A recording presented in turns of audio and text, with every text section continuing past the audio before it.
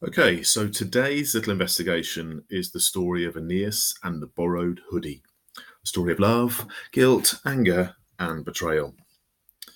So let's just remind ourselves where the story of Aeneas begins. And you'll remember, I'm sure, that as he tells his story to Dido and the Carthaginians, he's drawing back the details about the Trojan War.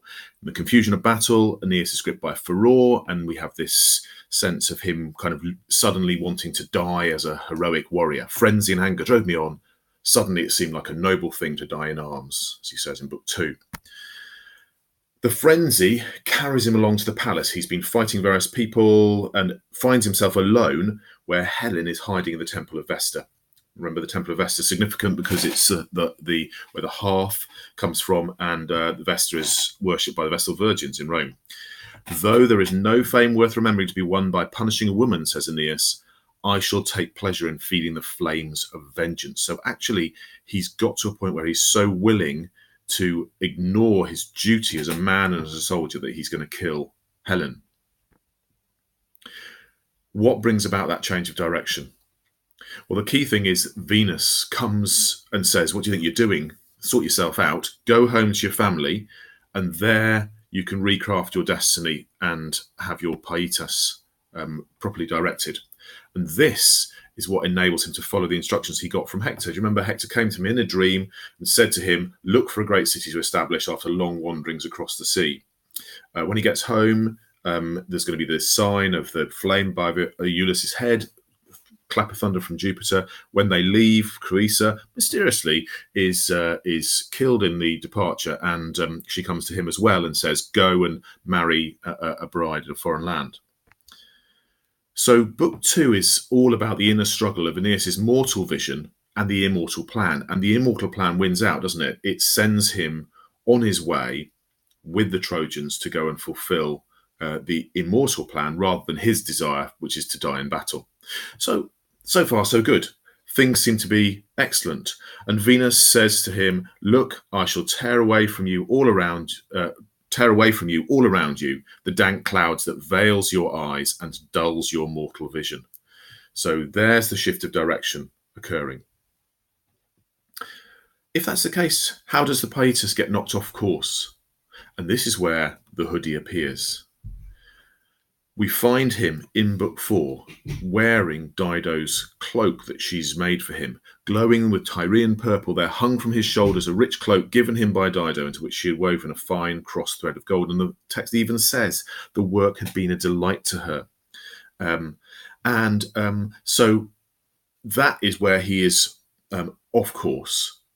And then, having indulged in his amour, having indulged in his passion, he's busted by Mercury, isn't he? And Mercury's the one who brings him back on course.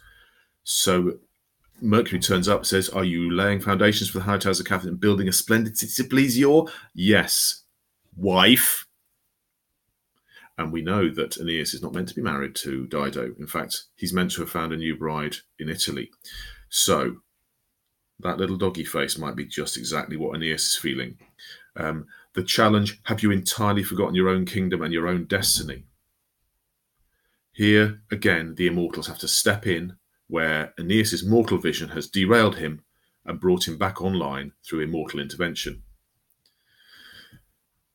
Aeneas' reaction then, his hair stood on end, the voice stuck in his throat, and he suddenly remembers that he's actually meant to be doing something else. And his plan is basically run to the hills. He's not going to hang around and try and explain himself.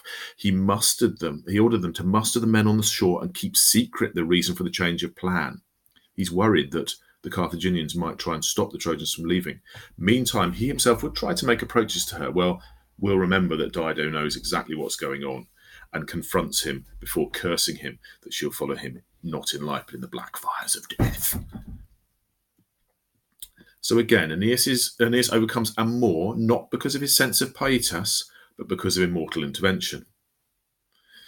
Things change slightly in the second half of the text, don't they? Why does Aeneas lose it in Book 10? And I tell you what, that's a fierce-looking tattoo on that picture. In Book 8, Evander, as he says goodbye to Pallas, says, "Oh, my dear son, my only source of joy given to me so late in life, I want no grim news to come and wound my ears. Aeneas is responsible for Pallas." Oh, dearie me, because as we know, Pallas is killed. And when the news comes to Aeneas, he says, before his eyes, he could see Pallas, Evander, everything. That flashback moment of, oh, I made a big promise, and then I got distracted, and now what's happened? Everything, the table he'd sat down to, the right hand of friendship.